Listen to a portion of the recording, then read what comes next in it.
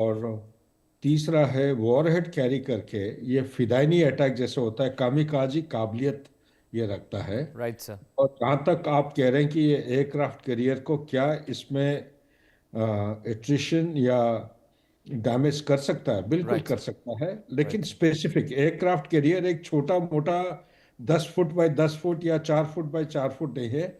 ये कोई मीटर अगर आप देखते हैं, ये करीब 330 मीटर से ज़्यादा लंबाई है, राइट सर। चौड़ाई ये काफ़ी, ये एरिया टारगेट एक बन जाता है, specific target. Right sir. Drone की एक हैसियत ये है, ये जो ड्रोन का काबिलियत है, वॉरहेड के ऊपर जो एम्यूनिशन है, यानी कि जो वॉरहेड लेके जा रहा है, इसका जो टारगेटिंग कैपेबिलिटी, जो टर्मिनल गाइडेंस है, वो स्पेसिफिक पॉइंट को न्यूट्रलाइज कर सकता है। लेकिन एयरक्राफ्ट को तोड़ने के लिए, जैसे वो कुछ दिन पहले सोशल मीडिया में काफ़ी सर्कुलेट हुआ था कि एयरक्राफ्ट को उन्होंने बीचों बीच में से पूरा एकदम तोड़ डाला है और टाइटैनिक जहाज के अंदर तरफ वो नीचे जा रहा है, सिंक कर रहा है। इसलिए आपको बहुत मात्रा में टीएनटी की जरूरत है।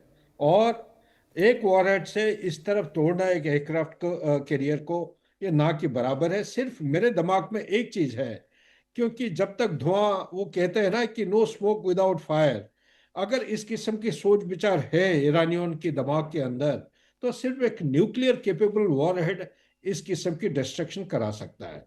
न्यूक्लियर केपेबल इनके पास, मेरे अंदाज के मुताबिक आज के दिन में ईरान के पास टैक्टिकल न्यूक्लियर मिसाइल है, राइट जो सर। कि दखल अंदाज कर रहे हैं। ये मेरा असेसमेंट है, हो सकता है मैं गलत कह रहा हूं। Back to you. Fair enough sir, please stay with me. Ravinder sir भी मेरे साथ हैं। सर, अब ऐसा लग रहा है कि दोनों ही जो मुल्क हैं वो टेस्ट फायर्स कर रहे हैं। ईरान के कई इलाकों में धमाके हुए, करीब 10-11 स्टेट्स में, प्रोविंसेस में धमाके हुए, और कुछ ऐसे धमाके थे जो न्यूक्लियर फैसिलिटीज़ के पास हुए। अब ईरान भी अपना ड्रोन टेस्ट कर रहा है कि क्या अमेरिका को हम पेनिट्रेट कर सकते हैं कि नहीं। यहाँ से कम्युनिकेशन के रास्ते बंद होते दिख रहे हैं आपको, या आपको लगता है there is still a way out for these two countries to have a talk कि ये जंग टल जाए? सर। Thank you. प्लेजर आपके साथ और जनरल सुधाकर जी के साथ। देखिए, अभी still there is a possibility कि वॉर टल जाए। फिलहाल के लिए जो टॉक्स हो रही हैं, कहाँ, ओमान में हो रही हैं जो टॉक्स, राइट। Right sir. उनका सबसे पहला ऑब्जेक्टिव ये है कि ये बात हो, पहली बात तो बातें हो। Right sir. और जो तीन टॉपिक्स हैं, एक तो है न्यूक्लियर का टॉपिक, दूसरा टॉपिक है कि जो ईरान के मिसाइल्स का प्रोग्राम है उसको, उसकी रेंज टेस्टिंग ना हो, लॉन्ग रेंज बढ़े ना। रॉकेट्स को प्रोडक्शन बंद करने की सर, हाँ। बिल्कुल। हाँ। ओके, और तीसरा है रीजनल। तो अभी जो टॉक्स ओमान में कर रहे हैं, इनका प्रयास ये है कि इन टॉक्स में ईरान की तरफ से है कि पहला राउंड अगर बात हो तो हो केवल और केवल न्यूक्लियर मामलों को लेकर के, और यह भी अनाउंस कर दिया जाए कि एक दूसरी राउंड भी होगा। क्योंकि बहुत बार, कई बार ऐसे होता है, ऐसी डिस्कशंस में कि एक राउंड हुआ, कुछ निकला नहीं, तो फिर मामला सारा ढिलाई में चला गया। तो अगर ये इस इन इस राउंड ऑफ टॉक्स के बाद ये आउटकम आता है कि, या इस राउंड में जाने से पहले ही अनाउंस करेंगे कि हम जा रहे हैं इस राउंड में, इस राउंड की जो भी बातें होंगी इसके बाद एक राउंड और होगा, तो सारा का सारा प्रयास फिलहाल यह है कि मामला को डी एस्केलेट करा जाए, एस्केलेट होने से रोका जाए शॉर्ट टर्म इमीडिएट में। अभी के लिए फिलहाल ये दिख रहा है। इधर यस, अमेरिका तैयारी कर रहा है अपनी एयर डिफेंसेस या अपनी डिफेंसेस के लिए, सर्टनली यस। अपने जो इनके अपने जो बेसिस हैं उनकी प्रोटेक्शन के लिए पेट्रियट सिस्टम ला रहा है, काफी ले भी आया है शायद अभी तक। और जो बैलिस्टिक मिसाइल्स के लिए जो थर्ड हाई ऑल्टीट्यूड सिस्टम है उसको भी डिप्लॉय कर रहा है। क्योंकि खतरा या डर, या डर ही कहेंगे हम एक तरह से, या सिनेरियो ये है कि अगर ये जंग होती है तो ईरान शायद ऐसे रिटेलिएट भी कर सकता है कि ये वॉर एक रीजनल वॉर बन जाए। तो फिलहाल के लिए तो ये सारी चीजें करी जा रही हैं कि अभी इमीडिएट जो खतरे की घंटियां दिख रही हैं वो रुक जाए। बट लॉन्ग टर्म में एंड गेम क्या है वो कुछ कह नहीं सकते। बट सबसे लंबा टर्म में तो आप देखें तो ऑब्जेक्टिव तो यही है कि ईरान का न्यूक्लियर वेपन हटना चाहिए, और बैलिस्टिक मिसाइल्स की टेस्टिंग, ग्रोथ रुकनी चाहिए। Right sir. Right sir. मैं जनरल साहब के पास जाऊँ। जनरल साहब, अब ऐसा लग रहा है कि ईरान ने भी टेस्ट फायर कर लिया अपने ड्रोन को, अमेरिका ने भी उनकी न्यूक्लियर फैसिलिटी के पास आसपास धमाके कर लिए, और ऐसा एक कोवर्ट ऑपरेशन वाला फील आ रहा था कि कोवर्ट ऑपरेशन हुआ है जिसमें सक्सेसफुल रहा है अमेरिका। अब जैसा कि रविंदर सर कह रहे हैं कि अभी भी थोड़ी उम्मीद है अमित कि हम बातचीत के जरिए इस मसले को, इस मसाइल को हल कर सकते हैं, लेकिन क्या अमेरिका हल करना चाहता है? और सवाल ये भी है, क्या ईरान बातचीत करना चाहता है? ओमान में बातचीत चल रही है, कहा जा रहा है कि भाई आप टेबल पर बैठिए और न्यूक्लियर डील को सस्पेंड करिए। जो आपके पास इनरिच्ड जो यूरेनियम आपके पास है प्रोसेस्ड, उसकी लोकेशन और उसकी क्वालिटी और क्वांटिटी बताइए। साथ ही साथ कहा जा रहा है कि आपके अल फतेह 1 और 2 जो मिसाइल है, फर्ज जो मिसाइल, उनका प्रोडक्शन बंद होना चाहिए। न्यूक्लियर फैसिलिटीज को आप चेक कराइए। ईरान इतना इस हद तक क्या पेनिट्रेशन अमेरिका को करने देगा, और क्या रजामंदी बनती आपको दिख रही है सर?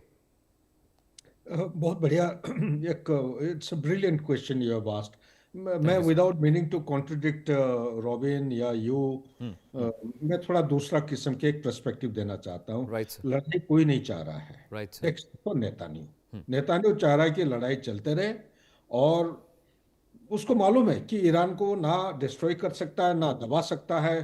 टेम्पररी डिसिमेशन हो सकता है, टेम्पररी पैरालिसिस हो सकता है, राइट लेकिन सर। उसको ये भी पता है उसका एक ही स्ट्रेटेजी है इजराइल की हैसियत से। वो है, उसको बोलते हैं माओ द ग्रास। हर 6-9 महीने में एक बार उसके प्रॉक्सीज के ऊपर हमला होना चाहिए। एक बार, जो मैं कहते रहता हूँ time to time, this is called as octopus doctrine. Octopus doctrine में the head of the octopus is Iran, और जो प्रॉक्सीज हैं वो टेंटिकल हैं।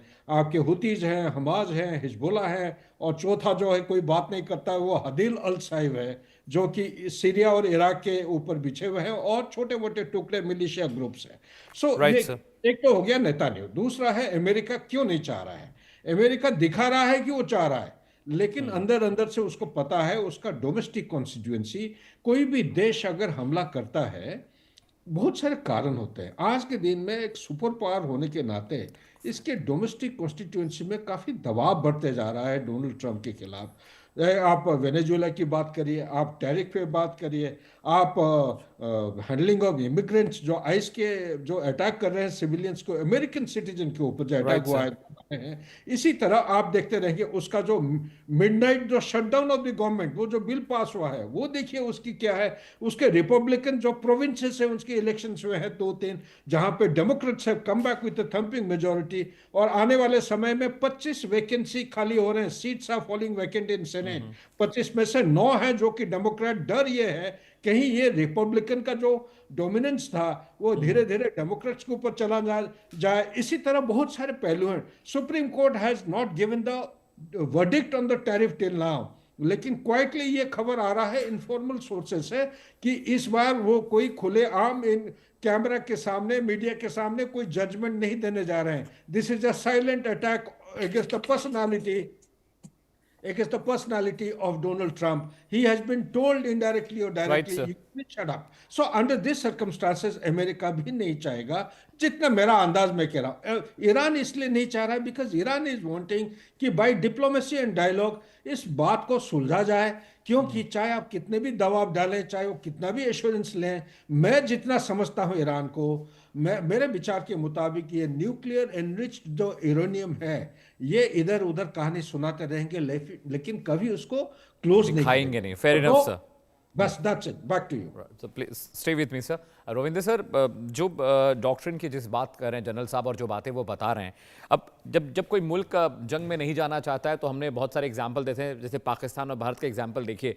पाकिस्तान में बिलबिला रहा था ऑपरेशन सिंदूर में कि भाई अब सीज फायर हो जाए, अमेरिका बीच में बोल दे, या और भी जो मुल्क हैं वो मीडिएशन कर लें इंडिया के साथ, और भी मसले और भी दुनिया भर में आप वॉर जो टैक्टिक्स चल रहे हैं आप देख रहे हैं। लेकिन ईरान ऐसा लगता है कि खुद सुसाइड करने के है वो, तो अमेरिका को बिल्कुल वही प्लेइंग फील्ड दे रहा है। आप बात नहीं कर रहे हैं, आप अपनी न्यूक्लियर फैसिलिटीज़ पर चर्चा नहीं करना चाह रहे हैं, आप सैंक्शन लगने के बावजूद आप थोड़े से सॉफ्ट नहीं हो रहे हैं, आप खाड़ी देशों को धमका रहे हैं कि भाई तुम्हारी ज़मीन आसमान का इस्तेमाल हो गया तो तुम भी हमारे दुश्मन। उधर सऊदी अरेबिया पीठ में छुरा घोंपने की कोशिश कर रहा है, उसको लग रहा है कि भाई वो शिया मुल्क है, यही मौका है अमेरिका उसको रगड़ दे, और जो मोनोपोली है हमारी इस खित्ते में, उस इलाके में, मिडिल ईस्ट में, वो थोड़ी सी डिसबैलेंस हो जाए, थोड़ा डिसॉल्व हो जाए। क्योंकि सबको पता है सऊदिया तो बिल्कुल पसंद नहीं करता ईरान को।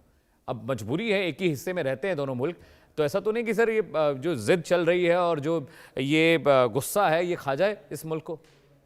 यही खतरा होता है अल्टीमेटली कई बार कि आप अपनी जिद पे अड़े रहते हो और अपने नेशनल इंटरेस्ट के हिसाब से, और फिर आपको मुंह की खानी पड़ती है बुरी तरह से। Right sir. But at the same time Iran जो कर रहा है वो अपनी अपने सेल्फ इंटरेस्ट में कुछ हद तक, काफी हद तक ठीक कर रहा है। न्यूक्लियर प्रोग्राम अगर ईरान ने गिव अप कर दिया तो आई मीन जो लिबिया का हाल हुआ है, जो इराक का हुआ था, जो नॉर्थ कोरिया का नहीं हुआ, नॉर्थ कोरिया पे कुछ अभी तक नहीं हुआ क्योंकि उसके पास न्यूक्लियर वेपन्स है। एग्जैक्टली। तो ये तो क्लियर कट है कि न्यूक्लियर वेपन होना चाहिए देश के राइट पास। सर। इनफैक्ट अगर मैं इरानियन हूं तो मैं आज कहूंगा ईरान अपना न्यूक्लियर टेस्ट कर दे उठा करके, for example, right. I mean in that sense कि दुनिया वो कि we are a nuclear power, message right. Clear कर दे, मैसेज क्लियर है पूरा। हाँ, वो क्लियर, टेस्ट राइट, करके। कि अब हमें करा तो तुम भी गए, हम भी गए।